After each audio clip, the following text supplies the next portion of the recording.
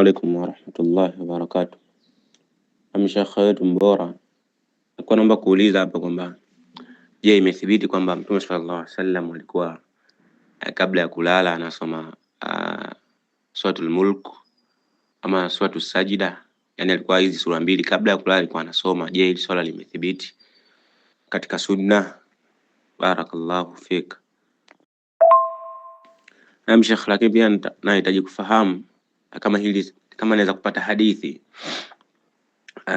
kwamba Mtume sallallahu alaihi wasallam katika ile sunna ya qablia baada salatul fajr alikuwa anasoma katika rakaa ya kwanza alikuwa anasoma suratul kafirun, afna rakaa ya pili alikuwa anasoma suratul ikhlas. Sasa nahitaji kujua kama kuna dalili yoyote hapa katika swala hilo, maana kuna shekhe fulani ashakuzungumza hilo swala, asiye kuna dalili yoyote kama hiyo ni sahihi. Lakini pia akasema pia na kwenye suratu sunna baada salatul maghrib pia alikuwa anasoma hivyo. Je, kuna ushahidi katika swala hili ama ni vipi? Naam, salamu alaykum warahmatullahi wabarakatuh.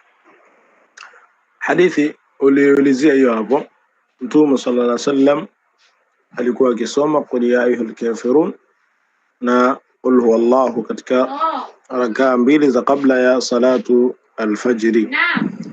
Hadithi ya Mama Aisha radhiyallahu ta'ala anha asema kana Rasulullah sallallahu alayhi wasallam, alikuwa Mtume sallallahu alayhi wasallam yukhaffifu الركعتين قبل الفجر, alikuwa akiswali rakaa mbili akizifanya khafif, yani fupi fupi, hakuwa akizirefusha sana za kabla ya salatu al-fajr. Wa kana yaqra'u fihima, na alikuwa akisoma ndani ya rakaa mbili hizo qul ya ayyuhal kafirun wa qul huwallahu ahad. Hadithi ipokea Imam Muslim. Barakallahu fik. Naam, kitu kingine ni kama tambihi, Allah kubarik.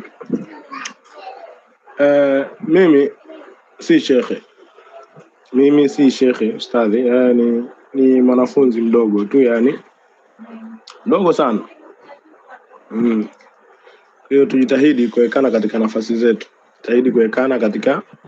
zetu, tusije kisha siku tukapeana haya majina haya ikawa na madhara baadaye, baadhi ya watu wakajua kwamba kuna shekhe humu.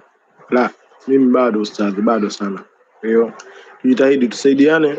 Mwingine akiona aweza kujibu kwa dalili, ajitahidi pia atoe kwa dalili, ila tusikane manzila ambazo hatujafika. Barakallahu fiki.